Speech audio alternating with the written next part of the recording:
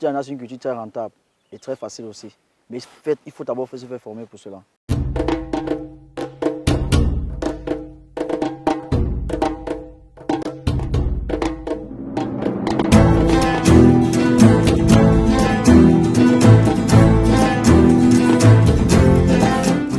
Bonjour. L'ananas, culture tropicale abondamment consommée et transformée au Cameroun et dans la sous-région Afrique centrale, rencontre de nombreux problèmes d'harmonisation et d'organisation. Dans cette édition de votre programme C'est Agro, nous vous conduisons au cœur de la production de l'ananas au Cameroun. Nous parlons du département du Mungo dans la région du littoral. Nous sommes allés dans la localité de Loé, arrondissement de Manjo. Là-bas, nous avons rencontré une coopérative qui est dans l'ananas depuis assez longtemps et nous allons discuter de ces problèmes de la filière ananas au Cameroun avec M. Cédric Yongta, qui est ingénieur agronome. Ne partez pas, je vous retrouve tout de suite.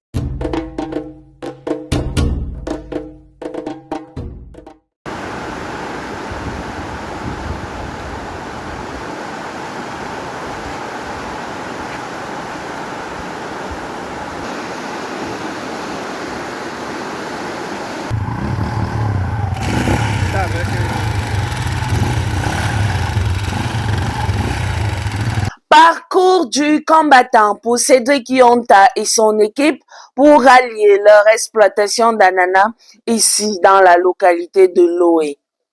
L'accès, un des talons d'Achille des producteurs dans le Mungo. Ce sont les routes. C'est les routes et aussi le manque de terre. Puisque les terres ici appartiennent aux familles. Certaines familles aussi sont vraiment réticentes à donner les terres pour des cultures à long terme comme la culture d'ananas. Il faut donner des parcelles aux gens qui vont faire des cultures de tomates de 3 mois et des gombos, des piments.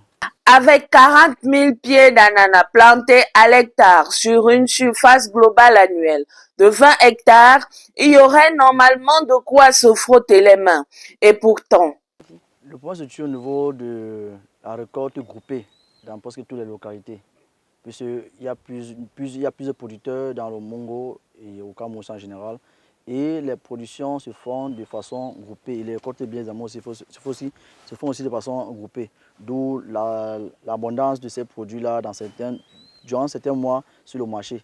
Au Cameroun, la surabondance d'ananas arrive à la même période, de même que la pénurie. Des situations pourtant maîtrisables. Nous, particulièrement, on n'a pas trop ce problème de périssement de ces produits-là parce que nous, avant de produire, nous avons vendu déjà.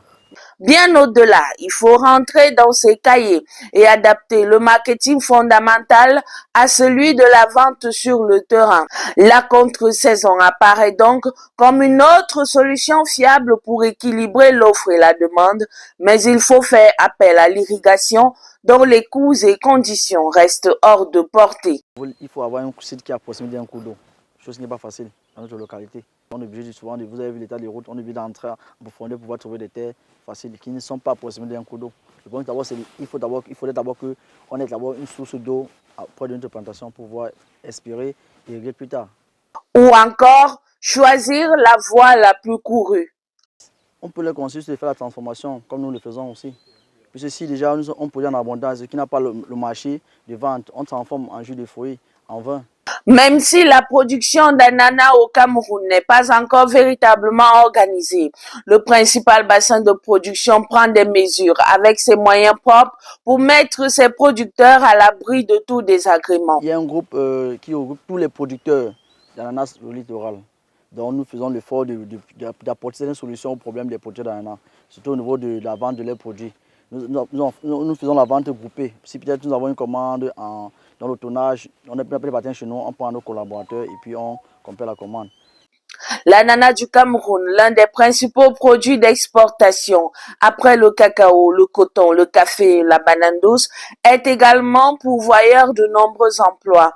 En dehors des difficultés citées plus haut, la filière fait face aux difficultés financières et aux pratiques agricoles douteuses, ce qui appelle à un regard plus sérieux des pouvoirs publics et de tous les acteurs de la chaîne de valeur pour en faire un produit d'exception, une filière de qualité.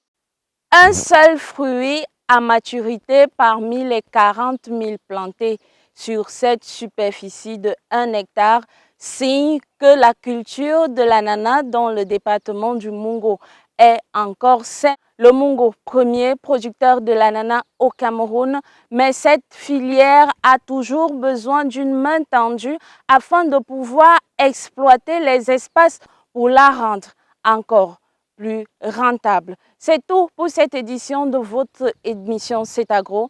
Je vous retrouve vendredi prochain, même heure, même plateforme. Bye bye.